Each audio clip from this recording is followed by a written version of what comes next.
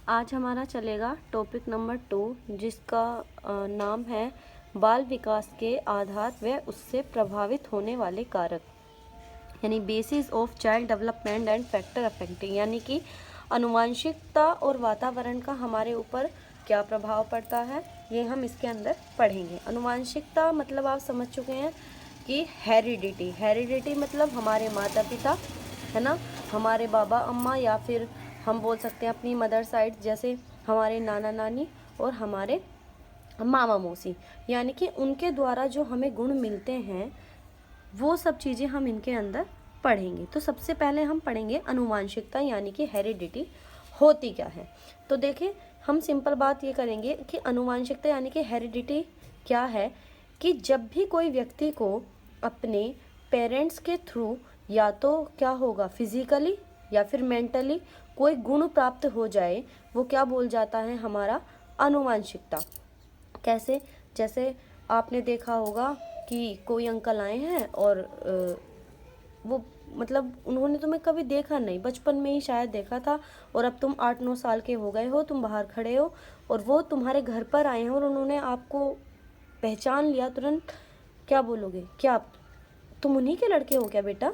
तो तुम्हारे चेहरे पर तो लिखा नहीं है ना, आपकी शक्ल सूरत को देखकर उन्होंने यह पहचाना है कि ये शायद बच्चा उसी व्यक्ति का है जिसके घर में आया हूँ। या फिर तुम कभी कभी देखोगे क्या बोलते हैं कि जैसे तुम कहीं गांव में जाओ या फिर कुछ भी कहीं जाओ तो ये बोलते हैं, अरे ये तो बिल्कुल अपने पापा पे गया, ये तो अपनी मम्मी पे गई है, इस तरीके से बोलते हैं ना। तो कहीं ना कहीं तुम्हारा कुछ ना कुछ मैचिंग होता है अपने पेरेंट्स से। अच्छा, होता कैसे है ये, आनुवंशिक लक्षण कैसे आते हैं हमारे अंदर?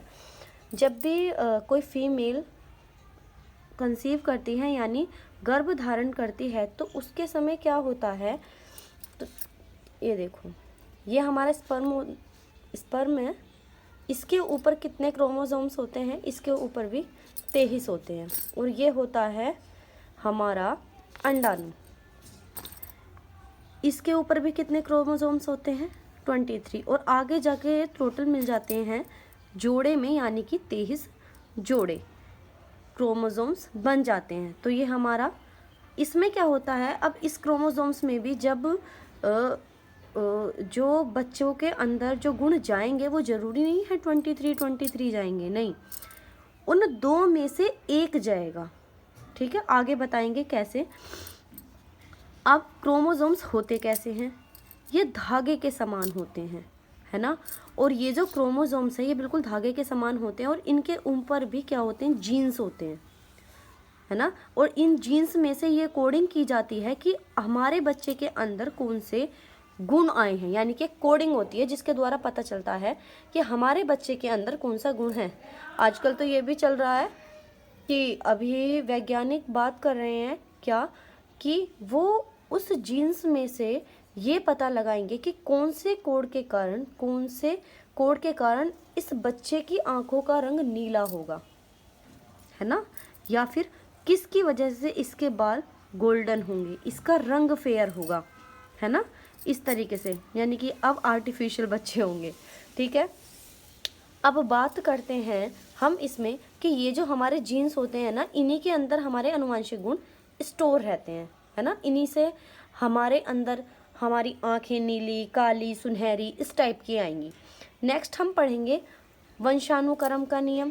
अब हम पढ़ते हैं वंशानुक्रम का नियम कैसे पढ़ते हैं, लॉ ऑफ हेरिडिटी। इसमें सबसे पहले आता है बीज कोष की निरंतरता का नियम। निरंतरता से पता चलता है कंटिन्यू कोई बात हो रही है। हम इसका एग्जाम्पल लेते हैं, कैसे, देखो, हमारे बैंक में हमारे पिताजी ने हमारे नाम की कोई एफडी करा दी, वो कंटिन्यूसली चल रही है ना।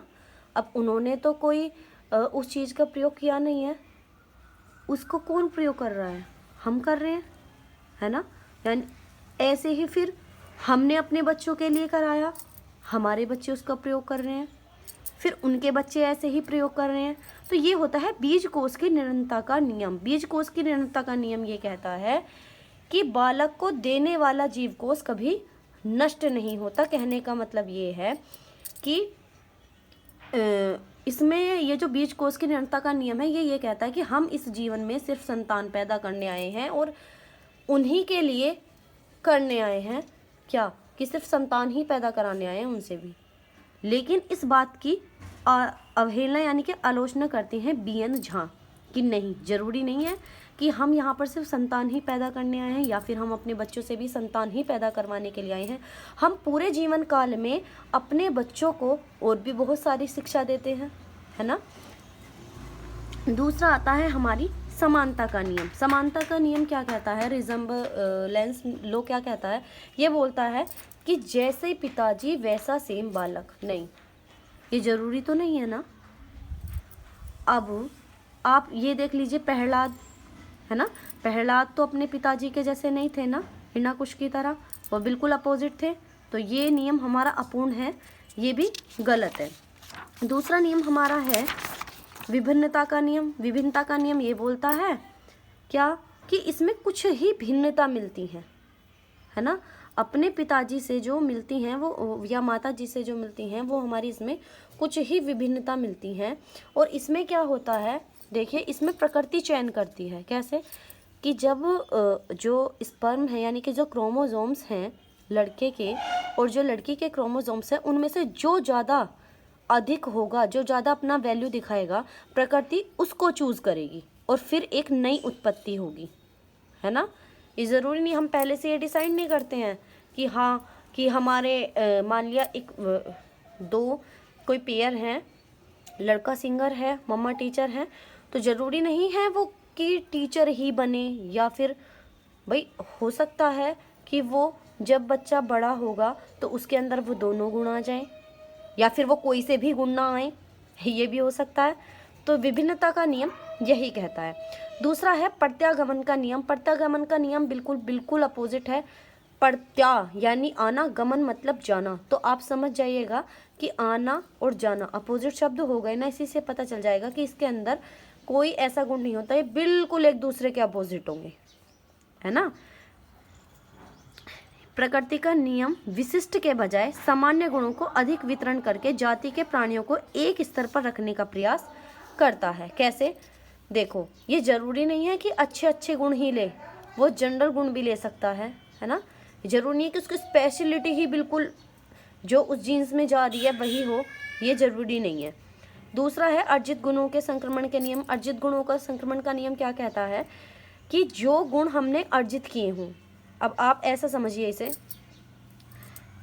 कि हमारे कई 7 पीढ़ी बीत गई और 7 पीढ़ी से 8वीं पीढ़ी में कोई सिंगर पैदा हुआ है ना। उसने क्या किया, उसने धीरे धीरे उसके वातावरण के थ्रू उसने सीखा गाना और वो एक सिंगर बन गया। तो वो अपने बच्चे से ये अपेक्षा नहीं कर सकता कि मेरा बच्चा भी सिंगर बने, क्योंकि वो उसने गुण अर्जित किया है, उसने वो चीज़ सीखी है।